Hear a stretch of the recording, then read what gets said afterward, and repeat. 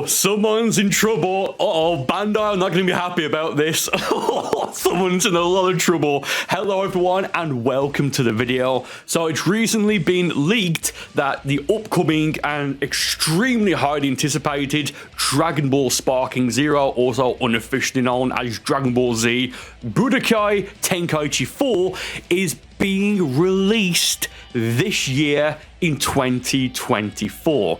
Do me a quick favour, get into it. Subscribe, leave a like, all that good stuff. I plan on covering Sparking Zero when it's out, of course. All that good stuff. So it's recently been found by @RCreeps on Twitter. Massive shout out, legend, that Dragon Ball Sparking Zero is being released in Singapore in 2024. That rhymed. Okay. Now, on the screen right now, you can see this website. Now, what is this website? Thank you for asking. Leave a like on the video and I'll tell you.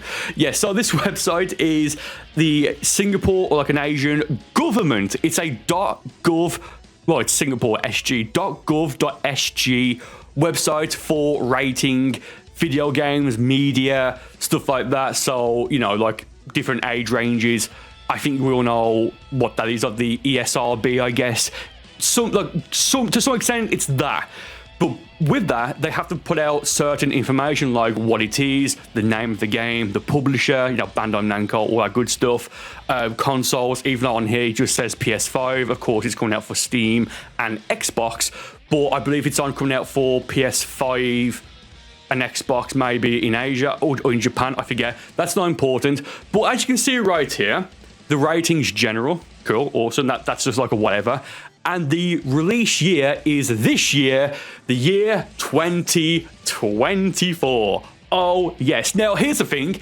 This isn't exactly a surprise, but it is just nice to know that we are more than likely going to be playing Dragon Ball Sparking Zero this year. Now, if you guys remember, I believe this was going back towards the end of last year now, there was that interview with the producer or development team. I forget exactly. I did do a video on it, but the interview was in Japanese, then translated to French, then translated to English, right? It's like people went to, I believe it's the Game Awards, which we'll speak about Summer Games Fest in a moment, which is quite interesting.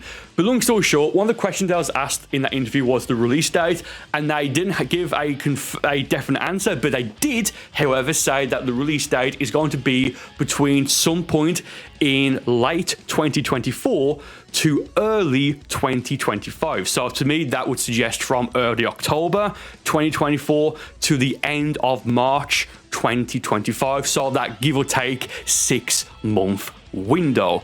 Now, with that said, this to me, it just makes complete sense that it's going to be released in 2024 this year and in the fall, right? Like, it's not coming out anytime soon. We've got at least another 5 months, 5 months at the absolute bare minimum, and that's assuming that it's coming out in mid-October. By the way, side note, my personal prediction, and it'll be funny if this comes true, my personal prediction as to when Sparking Zero is released is going to be the 25th of October 2024, which is also on a Friday, and these big games do tend to be released on a Friday in a given week. Again, not all the time, but it's typically like standard that it comes out on a Friday. So again, this website is legit. I would have probably put the link on the website. I'm not going to link it in the description because YouTube's funny about linking off-site, especially if it's like a government website. Don't worry about it. But this is not a fan site. It's not like a whatever site. This is like a proper government website in Singapore. So this is real. Now, could this be a mistake? Sure, it's possible. But given that you can search other games, and I searched for Xenoverse 2, now it's 2016, and what have you, this could be a mistake. I personally don't think it is, but you know what? Let's just play like advocate and say, yeah, maybe it could be a mistake, or maybe I'm thinking, oh, this is when it was announced. But with that said, it was announced as the next Tenkaichi game in early 2023. At that year's Dragon Ball Games Battle Hour event, and then at the end of 2023, I forget the exact date, but it was like December, at the Game Awards show was when we got the first proper trailer for Sparking Zero and the name Sparking Zero. So it's not when it was revealed or announced or first shown off. Again, just in case anyone thinks, oh no, it's whatever, because I think a lot of people think the name came out in 2024 because of how late it was in the year in 2023, but who knows. With that said, this is why it makes perfect sense for this to come out in 2024. So, firstly, not every Dragon Ball console game tends to come out towards the end of the year, because we've had some in the past that come out early in a given year. For example, in like February, January time, those being Kakarot, FighterZ, and the original Xenoverse game. But Xenoverse 2 and going back to like Battle of the Z era, I believe, no, Battle of the Z was also early in 2024, I think. So 2014, not 2024, 2014, 2014. But here's the thing, Bandai are going to want to make sure that they can get as many copies of this sold as possible, you know, as they should. This game is undoubtedly going to sell well regardless. It's just going to. But the reason it makes sense for it to come out before Christmas is because, well, people are going to buy it anyway, and it's going to make for an excellent gift in the lead up to the holidays, Thanksgiving, New Year's. You know, I think there's more birthdays in like October, November time. So it's just perfect for that, right? But the issue with it coming out in 2025 is that, yes, it's still going to sell, but it's been leaked, and this could be false, or it could change, plans change, delayed, what have you. But it's apparently been leaked that GTA 6 is coming out in fall 2025. Now, we know that the release date for Sparking Zero, as I've already mentioned, is late 2024 to early 2025, give or take maybe a few weeks either way, right? Just to be as specific as possible. But you just know that unfortunately, if people have a choice between Sparking Zero and GTA 6 as like a gift for the holidays, given how expensive video games I'm getting now, the majority of people are going to pick GTA 6. I can't believe I think there's a COD game coming out. It's like that's just gonna tank, right? Because again, GTA 6. But again, that's just me thinking it from like a more business and like, I guess, money standpoint. But if they release Sparking Zero before the holidays this year, people are going to buy it for the holidays. They're just going to either gain some money on Christmas, you know, as a gift, wanting to, you know, gift it themselves, wanting to try it, whatever. That's why I personally believe it makes complete sense for 2024, because GTA 6 is just going to overshadow everything. It was also announced, I think, earlier today, May 17th, maybe the 18th when this is uploaded, but on May 17th, it was announced that GTA 5 had sold, not shipped or what have you, sold over 200 million copies. That's ludicrous. I believe Xenoverse 2 and FighterZ right now have sold about 20 million, maybe a few extra million more. So that both those two games combined have only sold a tenth, if that, of GTA 5. So everyone's going to be changing their release dates from, well, so them not competing with GTA 6, because it's just, you're just going to lose, right? Like, I'm pre-ordering GTA 6, right? I'm already going to say it, right? So that said, Summer Games Fest is on the 9th. No, it's not. It's on the 7th of June 2024, in about 3 weeks today. It's on a Friday. This video has been recorded, uploaded on a Friday, maybe early Saturday morning, given time zones, all that good stuff.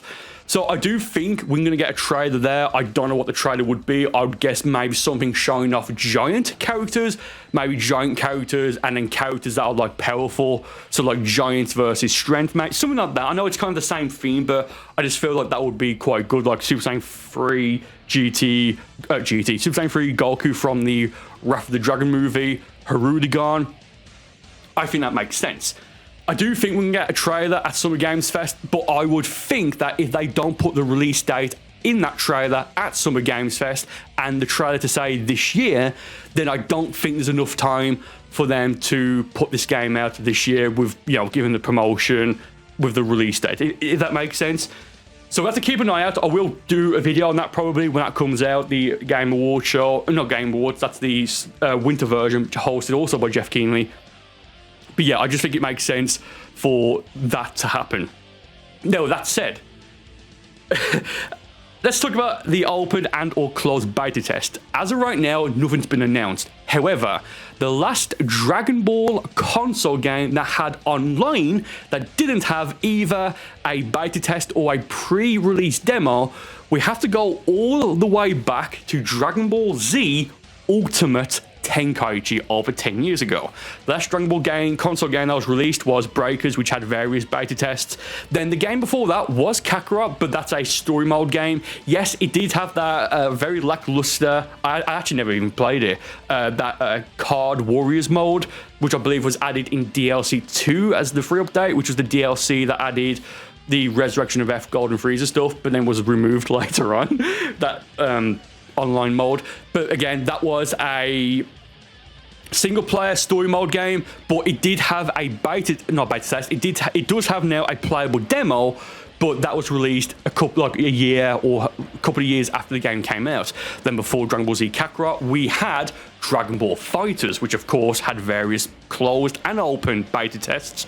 Then before that, I'm not counting like the next gen or different console versions, because the next game before FighterZ would have been Xenoverse 2, which of course had both open and closed beta tests. Same thing for the previous game, which would have been Xenoverse 1 via the network tests.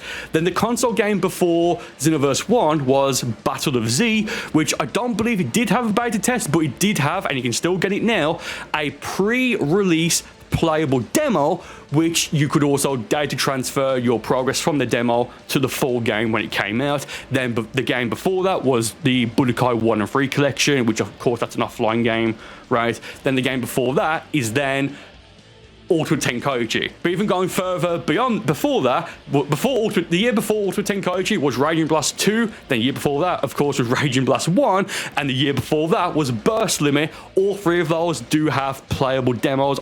I'm sure you can get them all now still. So what I'm getting at here is that, I know that took like a few minutes to explain, but what I'm getting at is that because of that, there is almost a complete certainty that Sparking Zero is going to have a beta test, at least one. But if they announce that it's either an open, well, they're going to announce a closed one first if there's going to be an open one. So if they do announce a closed beta test, which is a sign-up only, I fully expect them to do also an open test at some point after the closed beta test. Also, feel free to follow me on Twitter, X, whatever you want to call it. It's at Burcol, Burcol, just because I will get access to the beta test and I may get some codes to give away. And if I do it, if I do give them away or have some to give away, it'll be on Twitter where I'll do it in like a screenshot so bots can't like automatically do it. So yeah, I'm fully expecting it to be a beta test and probably announced as well at the Summer Games Fest trailer. Again, should there be a trailer there and should they announce the release date and or the beta test. But again, just to end up the video, the website's real. Expect a release date for this year at Summer Games Fest, and if not, I can't see it being released this year. I mean, they might put a release date up, or the release date or release year to be next year. I just don't think it makes sense for it to be 2025, especially given what's happening in 2025 with GTA 6, and we've got the holidays coming up this year, which is just easy sales for Bandai and any game, to be honest. And yeah, also just to close out, I did see someone on Twitter say that, replying to me when I quote tweeted R Creep's tweet about the website, saying that they should wait until 2025 to release it so it's not rushed. It was also announced in that Japanese to French to English interview that at that time, so at the end of 2023, that Sparking Zero had been in development for 5 years. So if it comes out late 2024, it would be in development for about give or take 6 years, which is roughly, again, give or take the time or since the release of Dragon Ball Super Broly, the movie. Not Dragon Ball Super Superhero, the Broly movie. So it's been in production since then. Trust me, they 100% are not rushing this game. Anyway, thank you all for watching. I do hope you enjoyed it, and I hope you enjoy Sparking Zero when we get new trailers, information, and the release. Thank you all for watching. More videos on the screen right now, and I'll see you on one of these videos in just a moment.